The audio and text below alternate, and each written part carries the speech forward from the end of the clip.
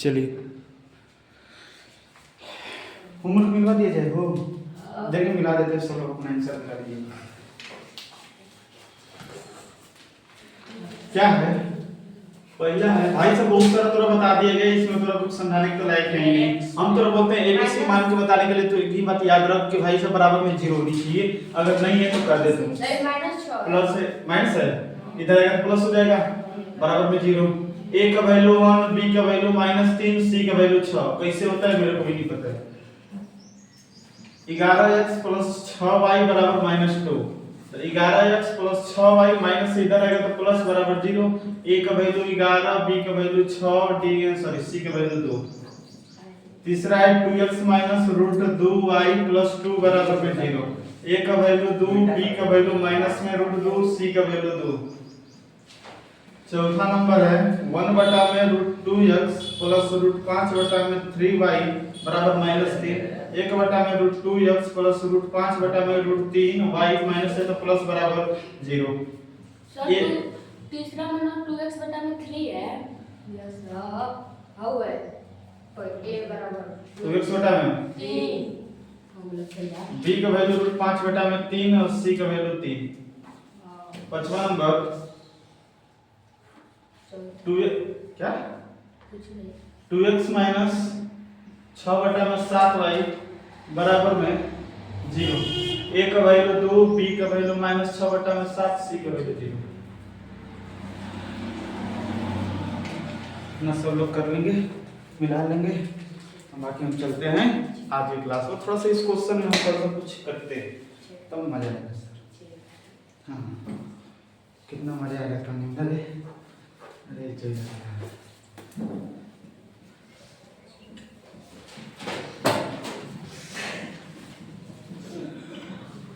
इन सारे क्वेश्चन में तो कुछ नहीं है, कुछ रखा ही नहीं। अब थोड़ा सा कुछ हम अच्छी चीजें जानना शुरू करते हैं।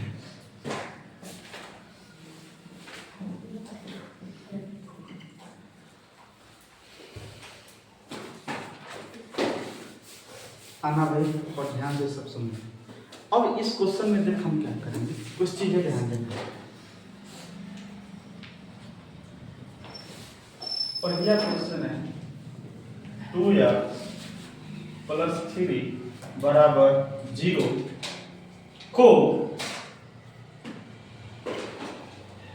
को ax + by + c = 0 के रूप में लिखिए। रूप में बात तो सबको पता है, समझ आएगा बात। सब लोग ध्यान देना। 2x + 3 = 0 को ax + by + c = 0 के रूप का लिखिए। आपको हम एक चीज बताते हैं सर, ये जो क्वेश्चन है 2x + 3 = 0, क्या आपको ये नहीं लग रहा है कि जो x के साथ में, अब एक चीज बता, ये हमारा ये बोला है कि इसके रूप में लिखना है, इसके रूप में ax + by + c = 0। ax ये आपको दिख रहा है, एक के जगह पर 2 है, x के जगह पर x है, ax दिख रहा है, प्लस by दिख रहा है। भाई साहब यहाँ पर हमको by दिख ही नहीं, राइट। प्लस में c तो दिख रहा है 3, बट कौन सा नहीं दिख रहा है? नहीं दिख रहा है। इतनी बात बुझा कॉमन बात है भाई। एक चीज बताओ, ax हमें दिख रहा है, a के जगह पर 2 है, x के जगह पर x है, प्लस by तो सर इसमें हमें कहीं दिख ही नहीं रहा है, प्लस c दिख रहा है, बराबर में 0 दिख रहा है। बातें सबको बुझा रही है। मतलब एक चीज नहीं दिख रही, क्या नहीं दिख रही है? by नहीं दिख रही है। by को अब एक चीज भाई 2x प्लस by नहीं दिख रहा है, तो b के जगह पर हम 0 लिख देते हैं, राइट, और y की जगह पर y, प्लस में 3 = 0। अब आप बोले कि मास्टर तू ऐसे क्यों किया है, तो एक चीज बता भाई, 0 में y का गुणा करेंगे तो कितना होगा? 0 होगा, और 0 इसमें जुड़ जाएगा तो कोई प्रभाव पड़ेगा भाई? एक चीज बता, 2x प्लस 0 में y का गुणा 0 प्लस 3 बराबर, तो 2x प्लस 0 में 3 को जोड़ेंगे तो 3 बराबर। बता भाई ये पहले वाला चीज आ गया कि नहीं? मतलब कुछ अंतर नहीं हुआ है। अगर तेरा कुछ नहीं दिख रहा है तो उसके साथ जीरो लगा दीजिए। क्या लगा दीजिए? जीरो लगा दीजिए। इसलिए हम जीरो इंटू वाई कर दिए, कोई भी प्रभाव आपके इस इक्वेशन में नहीं पड़ेगा। बात समझ में आई? तो ये चीज हम आपको दिखाए हैं कि सर कैसे चीजें आपको दिखेगी। तो आप एक चीज बताइए, अब ध्यान दीजिए यहाँ पर ax प्लस by b के जगह पर 0 और y के जगह पर y, c के जगह पर 3 बराबर 0। तो क्या बताइए ये जो है, अतः यह ax plus by plus c बराबर 0 के रूप का है। बता भाई, इसके रूप का ये आ गया। हमें यही क्वेश्चन बोला था कि इस चीज को तू क्या कर भाई, 0 के रूप का बना। आखिर इस चीज को ऐसे बनाने की जरूरत क्यों पड़ी सर? क्योंकि अब एक चीज बता, हम तेरे को डायरेक्ट अगर क्वेश्चन दे देते हैं कि 2x प्लस 3 बराबर 0, इसमें a b c का मान ज्ञात कर, तो आप ये बोलेंगे कि सर जो x के साथ में रहता है वो a का वैल्यू, राइट, जो b का वैल्यू होता है y के साथ जो रहता है वो b का वैल्यू होता है। y तो हमें दिख ही नहीं रहा है, मतलब सर y तो हम ज्ञात नहीं कर सकते हैं, और c का वैल्यू 3, राइट।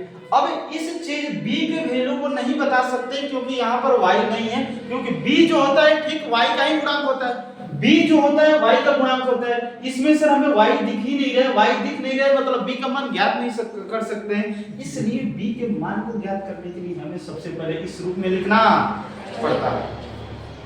समझ आएगा? तो अब इस रूप में लिखनी है, तब हम तेरे से पूछेंगे कि सर a b c का वैल्यू, तो आप बोलेंगे सर a का वैल्यू 2, b का वैल्यू 0 और c का वैल्यू 3। अब हम बता सकते हैं। समझ आएगा बात ना? मतलब ये बात पता चला कि कोई भी जो इक्वेशन होगा उस इक्वेशन को हमें सबसे पहले क्या करना पड़ेगा, दो चर वाले रैखिक समीकरण के रूप में लिखना पड़ेगा। अगर इस रूप में है तो सर हमें इसके रूप में पहले लिखना पड़ेगा। फॉर एग्जाम्पल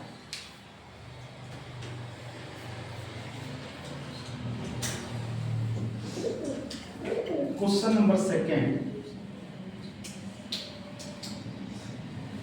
भाई ध्यान देना, कौन क्या कर रहा है यहाँ पर पढ़ा रहे हैं, अगर आए नहीं तो क्यों नोट देंगे,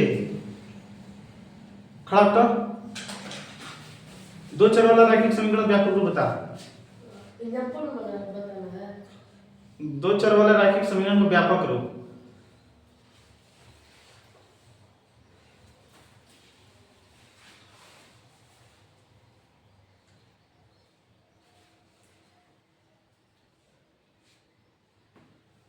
बताया ऑलरेडी। पहले तो तू 4 बाती कढ़ा गया, 4 बाती और काट देंगे तो तुझे पता है भाई सब रो देगा तू।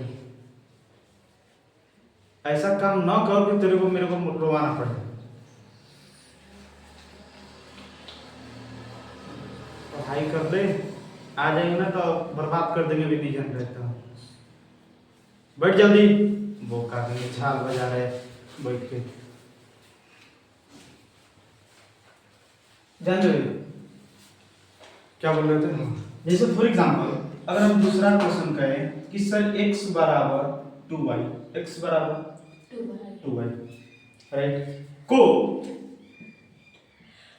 ax plus by plus c बराबर 0 के रूप का लिखिए, के रूप में लिखिए। बात यही क्वेश्चन है भाई, दो ये इस रूप में तेरे को लिखना है इस चीज को। तो सर ये जो हमारा है x बराबर क्या है 2y, तब सबसे पहले एक चीज बताइए, x ये प्लस इधर आएगा तो बराबर में क्या हो गया 0 हो गया भाई। अब आते हैं अपनी बात पर भाई, ax ये ax दिख रहा है, राइट, प्लस होना चाहिए, क्या होना चाहिए बीच में प्लस, लेकिन यहाँ पर बीच में क्या दिख रहा है, तो इसको हम प्लस कर देंगे और इस दो को क्या कर देंगे कोष्ठ में रख देंगे, राइट। दिक्कत 80 कुछ नहीं दिख रहा है तो c की जगह पर क्या 0 लिख सकते हैं बराबर। तो अब आप बता सकते हैं a का वैल्यू 1, b का वैल्यू -2, c का वैल्यू 3। बातें पल्ला पड़ा, समझ आएगा बात ना भाई। सर इस रूप का बोला था, हमें इस रूप में लिखना था, बीच में प्लस होता है लेकिन बीच में हमारा माइनस आया था इसलिए प्लस कर दिए, इसको माइनस में कर देंगे तो प्लस माइनस माइनस पहले वाला आ जाएगा, कोई दिक्कत नहीं हो, समझ आएगा। फॉर एग्जांपल्स इसी टाइप का क्वेश्चन, जैसे हम ये करते हैं कि sir 2x minus 5y minus 6 बराबर 0। इसको क्या करना है, इसके रूप में लिखना है, इसको क्या करना है, इसके रूप में लिखना। तो आप कहेंगे कि सर ax दिख रहा है, by दिख रहा है, c दिख रहा है, लेकिन भाई सर सारा चीज आपको दिख रहा है, लेकिन देख ले एक बार सब प्लस है, क्या है, लेकिन हमारा क्या है, इसलिए सबको इसको क्या करना पड़ेगा, प्लस। ये माइनस क्या कर देंगे, इस चीज को हम कोष्ठ में रख देंगे, राइट, इसको भी प्लस कर देंगे, इसको माइनस में रख देंगे कोष्ठ में, बराबर। अब sir ax plus by plus c बराबर हो गया। तो क्या आप बता सकते हैं a का वैल्यू 2, b का वैल्यू -5, c का वैल्यू -6? दिक्कत किसी को ऑलरेडी कल ये जो चीजें दिए थे तो आप डायरेक्ट इसी तरह बना रहे थे, बट अगर कोई क्वेश्चन बोल देगा, ये दे देगा, ये दे देगा, बोल देगा ax plus by plus c बराबर 0 के रूप में लिखिए, तो आपको इस तरह लिखना। बताओ किसी को कुछ प्रॉब्लम, बातें सबको समझ में? अब ये बात, अब एक चीज बताओ,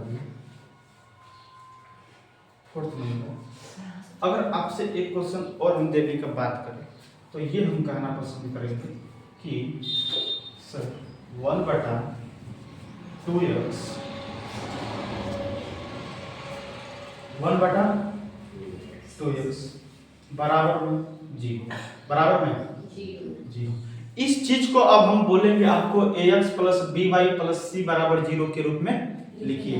इस चीज को हम x plus by plus c बराबर 0 में लिखिए, तो आप कहेंगे सर ax आएगा, ax हमें दिख रहा है, राइट। अब आएगा by, क्या दिखेगा, सबसे पहले प्लस, तो प्लस क्या आना चाहिए, by। भाई by तो सर हमें इसमें दिख ही नहीं रहा है, by नहीं दिख रहा है, तो क्या इसको 0 * y कर दें, 0 * y प्लस सर c भी नहीं दिख रहा है, c की जगह पर क्या लिख दें, 0। किसी को दिक्कत, तो क्या सर a का वैल्यू 1/2, b का वैल्यू 0, c का वैल्यू 0। किसी को कुछ प्रॉब्लम? अब एक बात ध्यान देना, इससे रिलेटेड कुछ ऐसी चीजें बताएंगे जो आपको दिमाग में रखनी है, समझ में आएगी बात। अब एक बात बताओ, ये सारी चीजें बुझा रहे हैं कैसे कैसे सर हमें मैनेज करना है, समझ आएगा बात में। तो अब सब में सर आप हमें a b c का मान निकाल सकते हैं, इसमें भी a का वैल्यू 2, ये सर मेरा काम नहीं, ये तेरा काम है, अपने से आप लोग करना होगी बात। तब एक चीज बताएंगे, ये चीज हो गई, ये और ये चीज दिया हुआ था, इस रूप में लिखना था, इस रूप में हम लिख लेंगे, राइट। ये चीज दिया था, हमें इस रूप में लिखना था, लिख लिए। ये चीज दिया था, हमें इस चीज रूप में लिखना था। जो चीज नहीं दिया रहेगा, जो चीज नहीं दिया रहेगा उसको कुछ नहीं करना है, 0 में गुणा कर देना है, 0 में गुणा कर देना है। फॉर एग्जांपल चौथा नंबर है, पांचवा नंबर, अगर पांचवा नंबर हम आपको ये देना पसंद करें कि y + 3 बराबर 0, y + 3 बराबर 0। अब हम बोलेंगे सर इसको ax plus by plus c बराबर 0 के रूप का लिखिए, तो आप कहेंगे सर ax आगे आता है, हमें तो इसमें ax दिख ही नहीं रहा है, नहीं दिख रहा है, तो भाई सब 0 के साथ गुणा कर देंगे x को, 0 के साथ किसको गुणा कर देंगे, जो नहीं दिखेगा उसी को 0 से क्या कर देंगे, गुणा। ax हो गया प्लस प्लस by तो सर ये हमें दिख रहा है 0, भाई सब कैसे 0 करेंगे, प्लस c के जगह पर 3 बराबर 0। तो क्या sir ax plus by plus c बराबर 0 हो गया। भाई जौन तोरा नहीं रहेगा उसी को 0 से क्या कर देना है, 0 से क्या कर देना है, गुणा कर देना, समझ आएगी बात, चला जाए।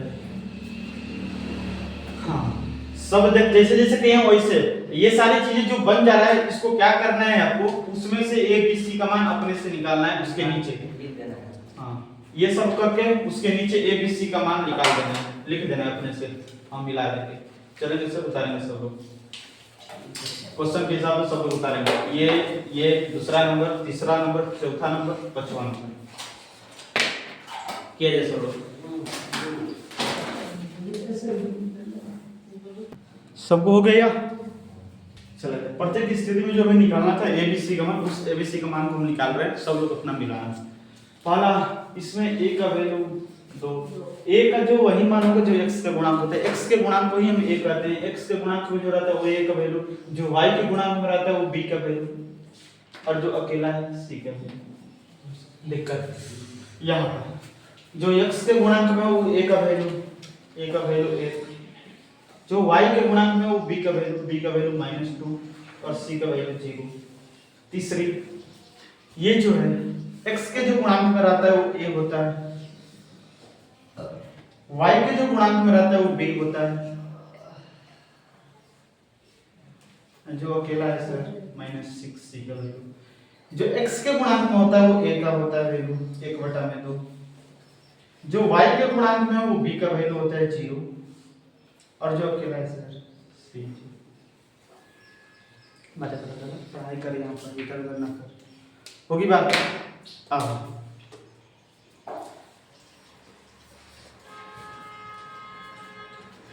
सही था उधर, सही था।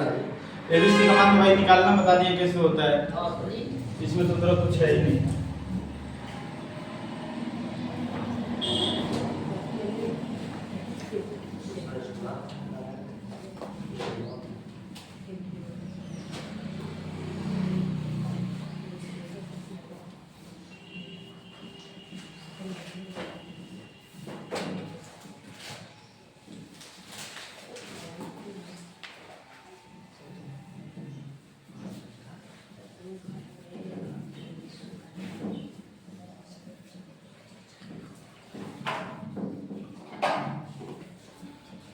चलिए आना हो गया।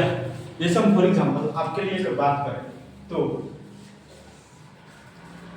अगला जो क्वेश्चन है 5 बराबर 2x, 5 बराबर 2x, इस चीज को हम बोल रहे हैं कि आपको ax plus by plus c बराबर 0 के रूप का लिखना है। कुछ नहीं करने भाई, 5 ये प्लस इधर आएगा तो बराबर की तरफ क्या होगा, किसी को दिक्कत है भाई बताओ। सबसे पहले अब हम बहुपद में आपको मानक रूप पढ़ा दिए। मानक रूप ये कहता है सबसे पहले बढ़ जाए तब उसके छोड़ जाए। ये सब बढ़ जाए तो लाइन इसको सबसे पहले लिखिए, तब 5 को लिखिए, प्लस में 5 बराबर में लिखिए। अबे इसे हमें लिखना है ax plus by plus c बराबर 0 इसके रूप का लिखना है, राइट। ax दिख रहा है प्लस by तो दिख ही नहीं रहा है, समझ आए। by नहीं दिख रहा है तो क्या करेंगे, 0 भाई जो तोरा नहीं दिखेगा उसको 2 से 0 से गुणा कर देना। इस पर भी तोरा नहीं समझ में आ रहा है तो दिमागी प्रॉब्लम है। ax प्लस है तो प्लस, by नहीं दिख रहा है मतलब b की जगह पर 0 दे देंगे इनटू y प्लस c की जगह पर 5 पर लिखिएगा बराबर में 0। अब कुछ नहीं, a का वैल्यू -2, b का वैल्यू 0, c का वैल्यू 5। बातें थोड़ा पता चला, समझ में आ गई बात। अगला क्वेश्चन भाई सब दे रहे हैं, तेरे को बनाना है, बाकी इसके बाद हम आगे चलेंगे।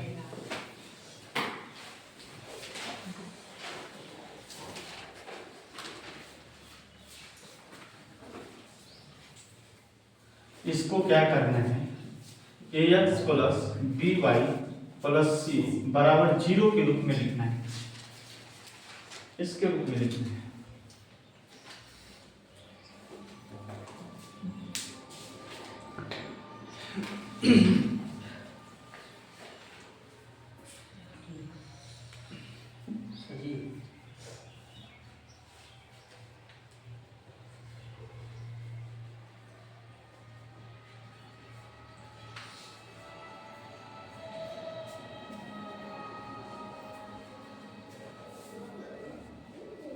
एबीसी का मान भी करना है। हाँ एबीसी का मान भी अपना ज्ञात करना है। इसे सबसे पहले इस रूप में बदलना है, 2 चर वाला रैखिक समीकरण के रूप में। अब भाई साहब थोड़ा हम पूरा चेंज करवा दिए 4.1 के लिए भाई साहब तो अपना सज्ज है बनाने के लिए, समझ आएगा बात, कोई दिक्कत नहीं होगा आपको।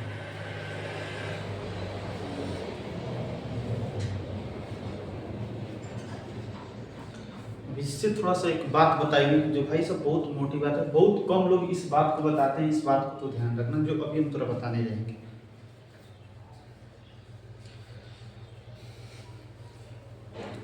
सब लोग जल्दी इसको कन्वर्ट करेंगे इसमें और मान निकालेंगे एबीसी।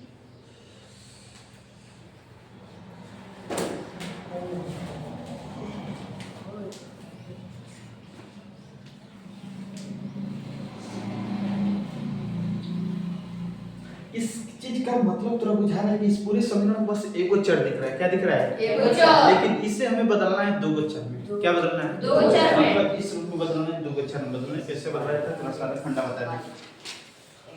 हुआ तो भाई सब बताओ सबको। Yes sir.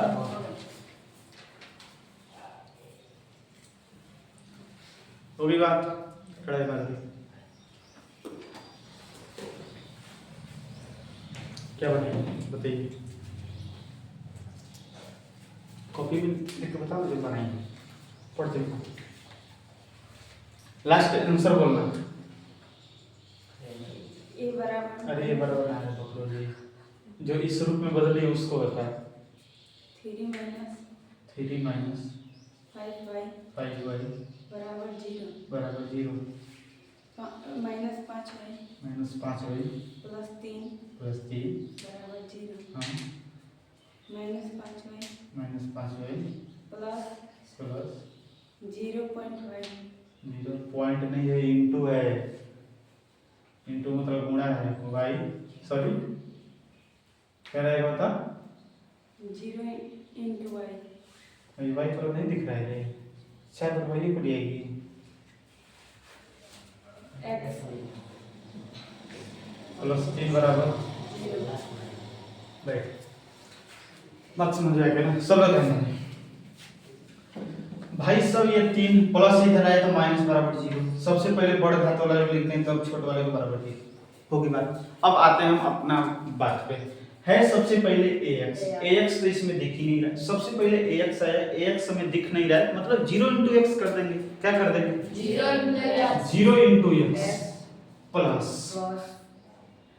by क्या है? by ये y वाला दिख रहा है, इस चीज को हम क्वेश्चन में लिख देंगे y प्लस 3 बराबर 0। a का वैल्यू 0, b का वैल्यू -5, c का वैल्यू 3। कोई बात नहीं भाई, इसमें कुछ नहीं, थोड़ा बड़ा यार हार्ड चीज नहीं है।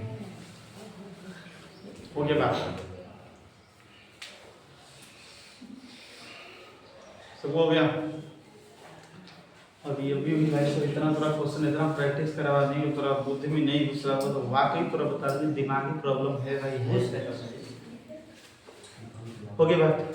चलो अब आते हैं अपने बात पर। एक ऐसी चीज बता रहे हैं जो थोड़ा सा ध्यान में रखना भाई। एक चीज बताना, गौर करना है।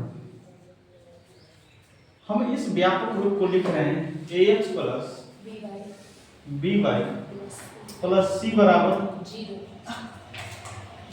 यदि हम इसमें क्या करें भाई, एक चीज बता।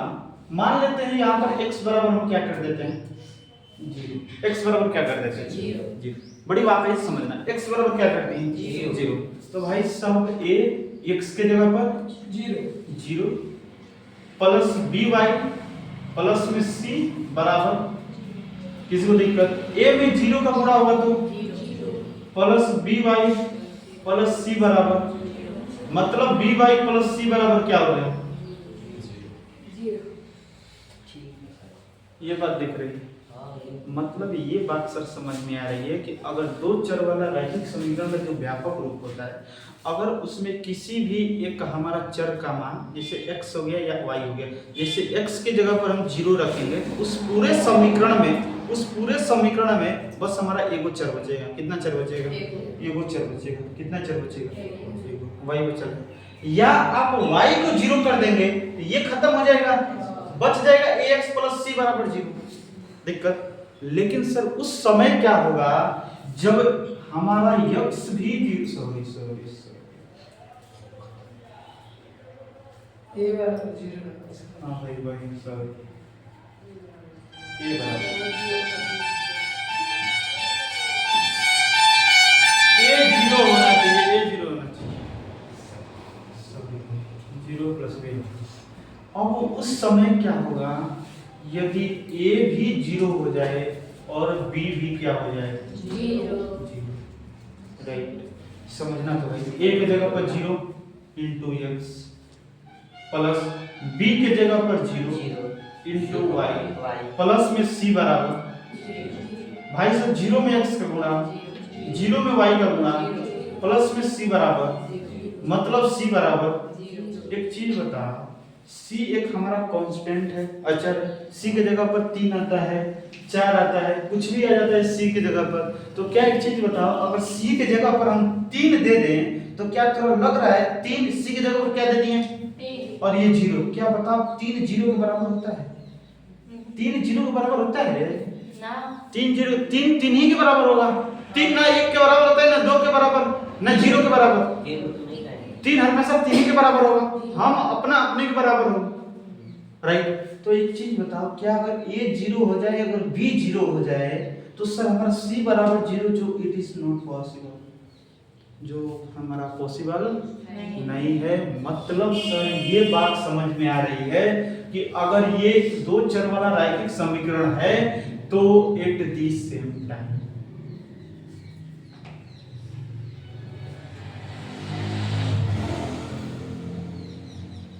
a और b नॉट इक्वल टू, मतलब एक ही समय पर a और b 0 नहीं होना। अगर a और b एक ही समय पर थोड़ा 0 हो जाए तो देख ले भाई रिजल्ट क्या मिलेगा, जो पॉसिबल नहीं है मान। बातें समझ में आ गई ना? ये बात बहुत थोड़ा तगड़ी है, बहुत तगड़ी, समझ आएगा बात ना? अगर इसमें से कोई एगो 0 हो जाएगा, a 0 हो जाएगा या b 0 हो जाएगा तो कोई थोड़ा प्रभाव नहीं पड़ेगा, कोई दिक्कत नहीं। लेकिन अगर एक ही समय पर थोड़ा a और b दोनों हमारा 0 के बराबर हो जाए तो ये थोड़ा ये आ जाएगा, जो इट इज नॉट पॉसिबल। इसीलिए कहते हैं it is same time a और b not equal to 0। a और b जो 0 के बराबर नहीं होना चाहिए एक ही समय पे। समझ में आ गया बात ना? दोनों बराबर नहीं होना चाहिए 0 के। बात समझ आ गया ना? बहुत तगड़ी बात है सर। तो आप आइए क्या करिए, आप क्या करिए, इस चीज को हटाइए। सबसे पहले आप इस चीज को लिखेंगे, इस वाला चीज को नहीं लिखेंगे, ये वाला चीज निकाल कर लिख के नीचे ये आंसर उतारा जाए। यदि a बराबर 0 b बराबर 0 ये आएगा, c बराबर 0 नीचे लिख दीजिएगा। यह संभव नहीं है। अब ये चीजें लिखकर इसके लिए एक काम करना, इट इज नॉट, ये हो गया तो क्या करना, ये चीज सबसे पहले उतारिए, ये वाला ऊपर, ये वाला नहीं उतारना है। एट दिस सेम टाइम ये वाला पहले उतारिए, इसके बाद ये बनाइए।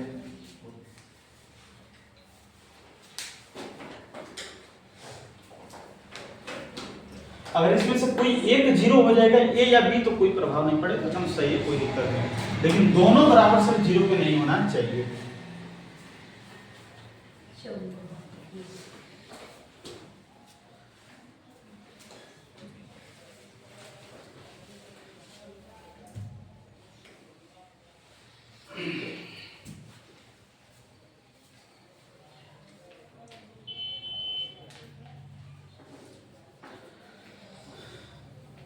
वह बात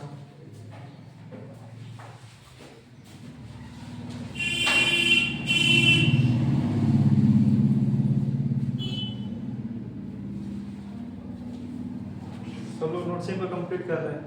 हाँ कोई दिक्कत नहीं, पूरा यही चीज समझ आएगा। इसको डबल काम करना है, या फिर उतारना हो गया। ये बात हो गया। अब नीचे लिखा जाए, अतः एक ही समय पर a एवं b शून्य के बराबर नहीं होना चाहिए, नहीं होना चाहिए। ये बात है इसका, जो भाई दिमाग में तो खोपड़ा में घुसा लेना है। a और b नॉट इक्वल टू 0। ए और बी इकाई संख्या 0 है तो ना भाई क्या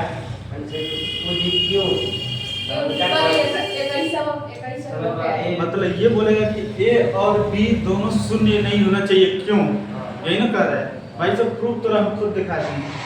अगर a एवं b दोनों बराबर हो, सॉरी ए एवं बी दोनों शून्य के बराबर हो जाए तो होगा क्या, अचर जो होगा 0 के बराबर होगा। इस अचर के जगह पर कुछ भी आ जाएगा, 1 आ जाएगा, 2 आ जाएगा, 3 आ जाएगा, मान लेते हैं 2 ही आ गया, तो बताओ ये 2 0 के कभी बराबर होता है? 2 0 के बराबर कभी होता है? नहीं होता। मतलब जो हमारा संभव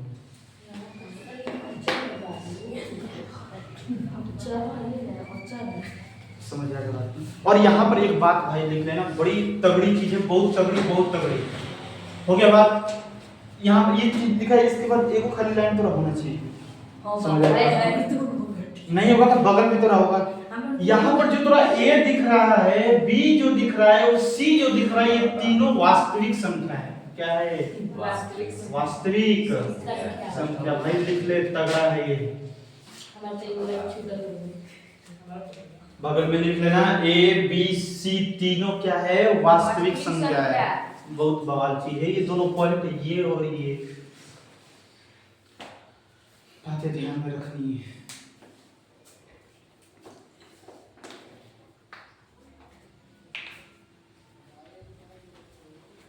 सबको समझ में आएगी बात?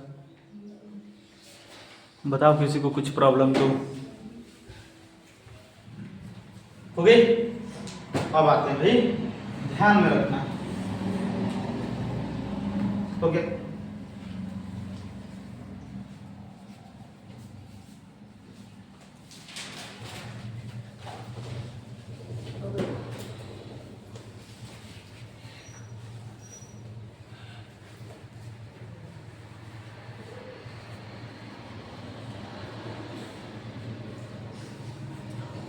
हो गया? आ भाई,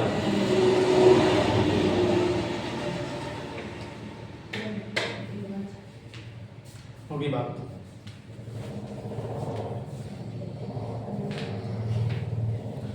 होगी? अब आओ, गौर करना। ये बातें तेरे को समझ में आ गई बातें, लेकिन याद रखना तो ये जब रहेगा, ये व्यापक रूप है, ए और बी 0 नहीं होना चाहिए। अगर ए और बी 0 हो जाएगा तो अचर 0 के बराबर हो जाएगा। अचर क्या हो जाएगा? जो एक संभव नहीं है। अतः ये और बी इन समय पर ए और बी सच शून्य नहीं होना चाहिए। दूसरा बात जो इसके साथ ए बी सी लगा हुआ है, ये ए बी सी क्या है? वास्तविक संख्या है, रियल नंबर। आओ भाई, अब आते हैं अपनी बात पर। अब आगे, अब 4 पॉइंट भाई साहब आप पूरा कर सकते हैं, कोई नो डाउट। 4 पॉइंट में सारा बात आप मुड़ा सकते हैं। बस एक ऐसा क्वेश्चन है जो थोड़ा सा मेरे को समझाना पड़ेगा, जो हिंदी लैंग्वेज है, समझ आएगा बात? उस चीज समझ आएगा बात, बाकी कुछ नहीं, बाकी कुछ नहीं। भाई एक चीज बता, आ जा, हम तेरे को एक चीज बता, ये बात सबको हो गई। अब आते हैं अपनी बात पे, अपनी प्रश्नावली पे।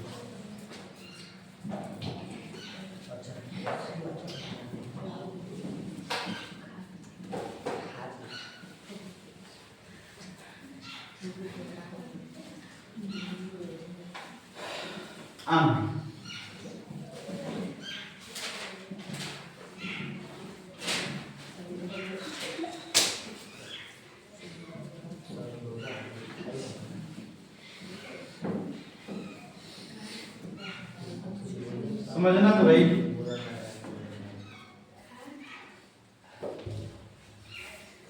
भाई इधर उधर कोई मत करना, पक्का बता दूं कोई भी।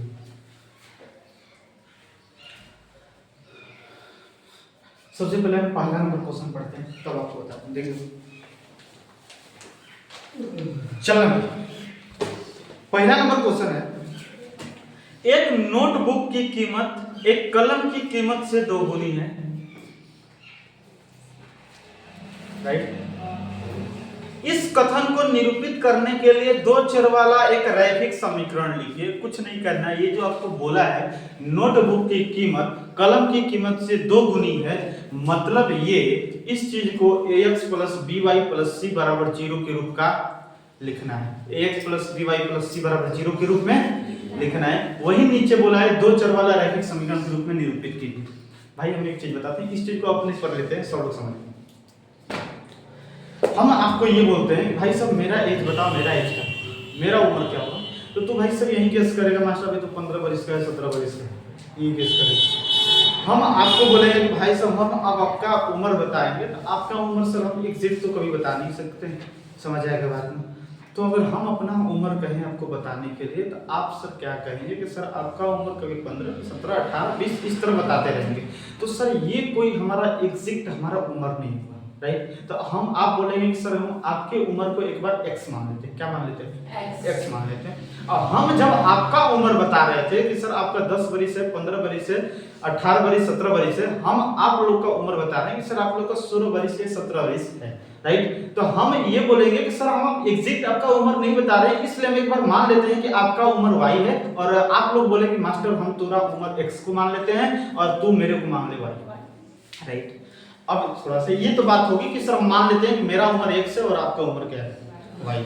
अब एक चीज हम आपको बोलते हैं, समझ आएगा बात में। मेरे पास जो पैसा है, मेरे पास क्या है?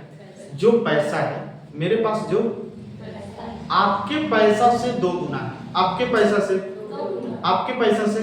2 गुना है। अगर आपके पास जितना पैसा होगा ओकरा से हमारे पास 2 गुना है। आपके पास 20 रुपया तो मेरे पास, मेरे पास जो पैसा है आपके पैसा के 2 गुना है। मेरे पास जो पैसा है आपके पैसा से मतलब आपके पास जितना पैसा है ओकरा से डबल मेरे पास पैसा है, राइट। अगर हम ये बोले कि सर मेरे पास जो पैसा है आपके पैसा से क्या है? 2 गुना है। मतलब अगर आपके पास 500 है तो मेरे पास कितना होगा? 1000 होगा। आपके पैसा का हमारा डबल पैसा है। दिक्कत। अब आते हैं थोड़ा सा एक चीज पे, हम बोलते हैं आप कैसे बताएं, आप कैसे बताएं? तो आप बोलेंगे सर मेरे पास 500 था और हम 2 से गुना कर दिए क्योंकि आप 2 गुना बोले हैं, तो सर 500 गुना के 1000, आपके पास 1000 क्या होगा, राइट। अब थोड़ा सा गौर सुनना, गौर करना अच्छा तरीका से, ये बातें तो सर मेरे को समझ में आता है। भाई एक चीज बताएंगे, हम ये बोलते हैं कि जो कलम की जो कीमत है, सॉरी हम रफ लेते हैं, रफ की जो कीमत है, रफ की जो कीमत है, एक कलम का 5 गुना है, एक कलम का 5 गुना, एक कलम के एक कलम मान लेते हैं अगर 5 रुपये का है, तो बताओ भाई वो रफ कितने रुपये का होगा? 25 रुपये का। 5 गुना मतलब कलम का 5 गुना, कलम एक 5 रुपया का है तो 50। वो कलम भाई सब 2 रुपये वाला भी हो सकता है, बट एक बार के लिए मान लेते हैं वो कलम 5 रुपये का है, तो जो हम रफ बोले वो रफ कितने रुपये का पड़ेगा? दिक्कत। तो अब एक चीज बताओ, एक अलग अंदाज में हम जाकर दुकान पर बोले, राइट, हम अलग जाकर एक लैंग्वेज, हम तो दुकान पर जाते हैं, हम लोग तो ये बोलते हैं कि सर 50 वाला मेरे को कॉपी दे दे, 50 वाला कॉपी दे दे, लेकिन मेरा लैंग्वेज कुछ मैथमेटिक्स में अलग रहेगा। हम इस प्रकार बोलेंगे कि दुकानदार वाले से, भैया एक चीज मेरे को कर दीजिए आप, कि आपके पास जो 10 रुपया वाला कलम है, उस 10 रुपया वाले कलम का 5 गुना वाला मेरे को दे दीजिएगा, तो कितने रुपये वाला देगा? 50 रुपया वाला देगा।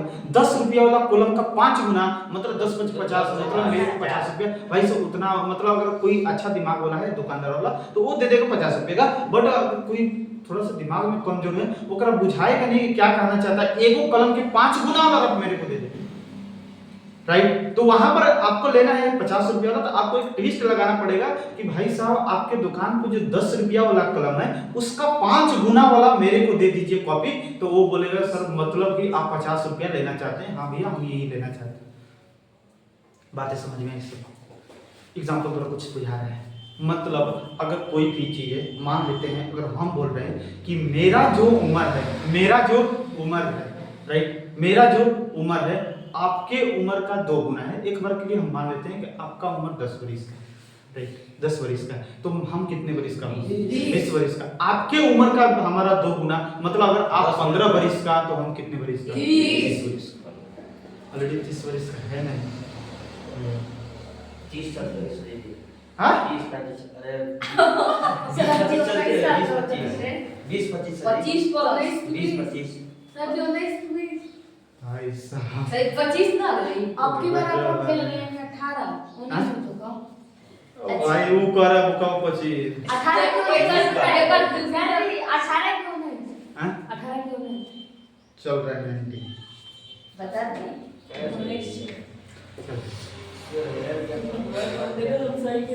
चल रहा है तो 25 वर्ष से शरीर लग रहा है बुका। 25 ना सॉरी 30-35 का 30 वर्ष से बाल पक जाता है, देख रहा है। ना पकना। 30 वर्ष हाँ अलग नहीं तो भाई तो तू बर्बाद हो जाएगा। पहला बात ये है, एक दिन में उधर रोज पकी समझ आएगा। अब ये बात आपको समझ में आई, तब हम ये बोलते हैं। अब देख आपका ये नोटबुक पर लिया है और कलम पर लिया है, नोटबुक पर लिया है और कलम पर लिया है, राइट। हम आपको एक चीज बता रहे हैं, हाँ। अब एक चीज बताओ भाई, अब एक चीज बताओ। अब थोड़ा सा थोड़ा लेग चल रहे हैं, लैंग्वेज में थोड़ा ध्यान देना। ए नाम की कोई आदमी है, राइट, और एक बी नाम का कोई आदमी। एक ए नाम का आदमी है, एक बी नाम का आदमी। भाई साहब थोड़ा एकदम एग्जांपल ले लो, थोड़ा सा कुछ हम दिखाना चाहते हैं, एकदम चमकाना चाहते हैं। भाई साहब कोई आज उसमें से एकदम मस्त तरीके से भाई साहब एकदम मस्त तरीके से भाई साहब एग्जांपल कैमरा में तुम रोकना भी चाहिए भाई।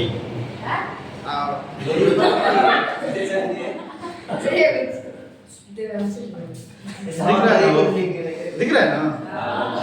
इतनी गया ना छोट बता देगी। अब हाला कोई नहीं करे। ये नाम थे भाई। अभी इस चीज को थोड़ा सा हम थोड़ा दूर रखते हैं। भाई एक चीज बताना, हम हैं सर कितने बड़े से मान लेते हैं कि देख हमारा जो कमाई है इसके कमाई का 2 गुना है, हमारा जो कमाई है इसके कमाई का मान लेते हैं। ये सर भाई साहब मंथ में 20,000 कमा रहे हैं, तो हम कितने कमा रहे हैं? बोले हंस रही है सब, कमा नहीं रहे पाना। ये अगर इसका मंथली सैलरी 20,000 है तो मेरा कितना? 40,000। आप भाई साहब 2 से गुणा कर रहे हैं, 2 से क्या कर रहे हैं?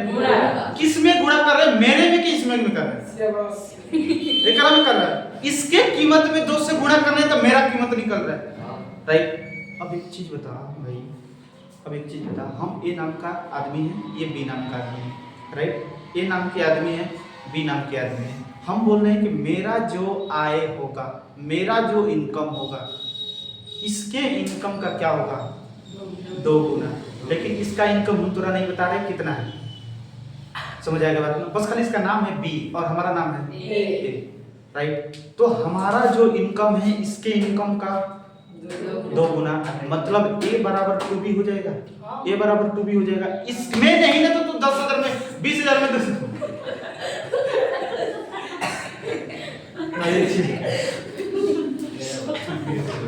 हालांकि भाई सब एक चीज हम तुरा बताएं कि मेरा जो इनकम होगा इसके इनकम का 2 गुना। मान लेते हैं ये भाई साहब कमा रहे हैं तुरा 20,000, राइट। 20,000 में 2 से गुणा करेंगे, किस में कर रहे हैं? मेरे में या इसमें? इसमें कर रहे हैं। 200 दूना सॉरी 20,000 के दूना 40,000 मेरा इनकम निकला, इसमें तो 2 से गुणा कर रहा है। भाई अब एक चीज बताओ, मेरा जो इनकम होगा, हम ए नाम का है, ये बी नाम का है, ये ए नाम का है, ये बी नाम का है, राइट। मेरा जो कीमत है, मेरा जो कीमत है इसके कीमत का 2 गुना है, इसके कीमत का 2 गुना। इसमें हम क्या कर देंगे? 2 से गुणा। अगर मान लेते हैं हम x है, ये y है, तो क्या x बराबर 2y हो जाएगा? x बराबर 2y हो जाएगा, इसमें 2 से गुणा कर देंगे, राइट। क्या करना चाहिए? अब एक चीज बता, अब भाई आपको समझ में आ सकता है। अब आपको बोला है कि नोटबुक की कीमत, तो सबसे पहले हम मान लेते हैं, माना नोटबुक की कीमत, नोटबुक की कीमत, नोटबुक की कीमत, नोटबुक की कीमत बराबर x रुपया, राइट। हमको नहीं पता है तो ये मान लेते हैं। तथा कलम की कीमत, कलम की कीमत y रुपया, राइट। अब ध्यान देना भाई, कुछ नहीं करना है। बोला है नोटबुक की कीमत कलम के कीमत का 2 गुना है। 2 से किस में गुणा करेगा? x में कि y में? y में गुणा करेगा। जो हमारा नोटबुक की कीमत है कलम के कीमत का 2 गुना है। जो नोटबुक की कीमत है कलम के कीमत की 2 गुना है।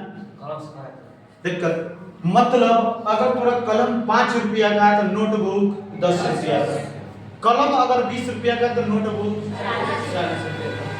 x बराबर 2y हमें बोला है 2 चर वाला रैखिक समीकरण के रूप में ज्ञात करना है, तो x है प्लस इधर आएगा तो बराबर 0 दिक्कत हमें तो सब दो चर वाला रैखिक समीकरण ax + by + c बराबर 0 के रूप में होता है। ax दिख रहा है, कोई दिक्कत नहीं। प्लस होता है बीच में, लेकिन प्लस नहीं है तो प्लस दे देंगे, इसको हम कोष्ठक में लिख देंगे। y + c की जगह पर कुछ नहीं है, 0 बताओ, लिख देंगे। अतः यह ax + by + c बराबर 0 के रूप में है। किसी को दिक्कत? बताओ, यही क्वेश्चन का लैंग्वेज था। नोटबुक की कीमत कलम की कीमत के 2 गुना। दिक्कत कर रहे थे। अब बाकी दूसरा क्वेश्चन आपके लिए, दूसरा तो हम कभी बता नहीं सकते, दूसरा तो पूरा 2 दिन से वहीं खाली पड़ा है। ये बात तो सबको समझ में आई? ये लैंग्वेज वाला भाई सब बहुत ही बहुत ही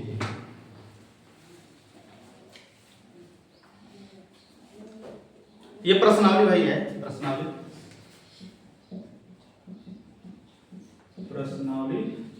3.1 का, सॉरी 4.1 का पहला नंबर क्वेश्चन है।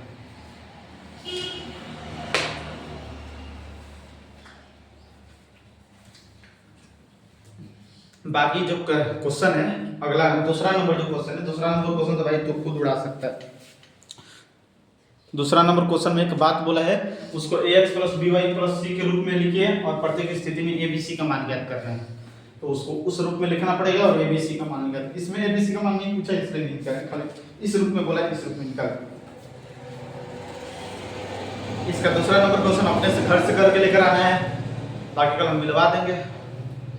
तब हम लोग चलेंगे, कल ग्राफ सबको लेकर आना है, कल ग्राफ होगा, कल ग्राफ लेकर आना है सबको, समझ आ गया बात? बाकी आगे क्लास हम लोग की कल होगी मॉर्निंग में 8 बजे।